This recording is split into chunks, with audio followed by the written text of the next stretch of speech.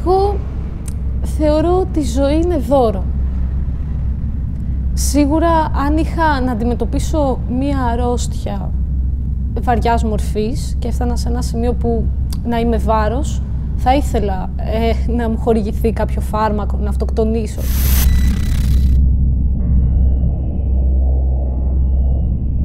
Αλλά θέλω μέχρι την τελευταία στιγμή να νιώσω ότι έχω παλέψει με όλες μου τις δυνάμεις για να κάνω κάτι καλύτερο, για να ζήσω. Γιατί, κακά τα ψέματα, έχουμε τη ζωή, είναι δώρο. Είναι πραγματικά το γεγονός ότι ξυπνάς το πρωί είναι δώρο.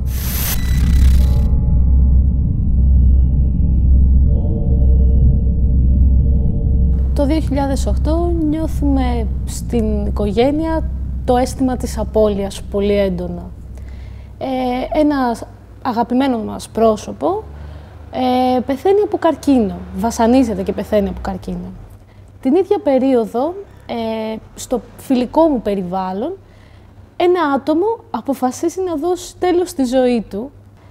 Σίγουρα ήταν δικαίωμά του να αυτοκτονήσει και ο καθένας χειρίζεται τη ζωή του όπως θέλει ακριβώς.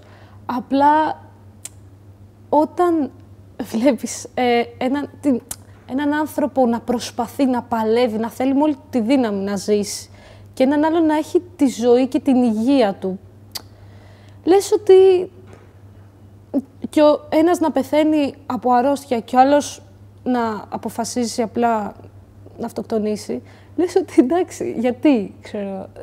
Δεν είναι ότι θα κρίνω εγώ το παιδί αν έκανε καλά που αυτοκτόνησε ή όχι. Εγώ θα πω αυτό που νιώθω, ας πούμε, και νιώσα ότι δεν ήταν σωστό, δεν ήταν. Άλλοι παλεύουν για τη ζωή τους και εσύ που την έχεις απλά έτσι την σπαταλάς. Αυτό το γεγονός είναι η αλήθεια ότι μου δημιούργησε πολλές σκέψεις. Άρχισα να αντιλαμβάνομαι τον κόσμο τελείως διαφορετικά. Δηλαδή, τα δεδομένα δεν ήταν πια δεδομένα. Ότι θα ξυπνήσεις το πρωί και θα δεις τον ήλιο, που όλοι το θεωρούμε δεδομένο, δεν είναι πια δεδομένο. Γιατί δεν είναι σίγουρο ότι θα ξυπνήσεις, δεν είναι σίγουρο ότι θα αντικρίσεις τον ήλιο. Ότι θα δεις τον αδερφό σου, την αδερφή σου, την επόμενη μέρα, δεν είναι δεδομένο. Και όχι γιατί μπορεί εσύ να έχεις χαθεί, αλλά μπορεί και ο άλλος αντίστοιχα να έχει χαθεί. Οπότε εκτιμάς κάποια πράγματα που τα θεωρείς δεδομένα.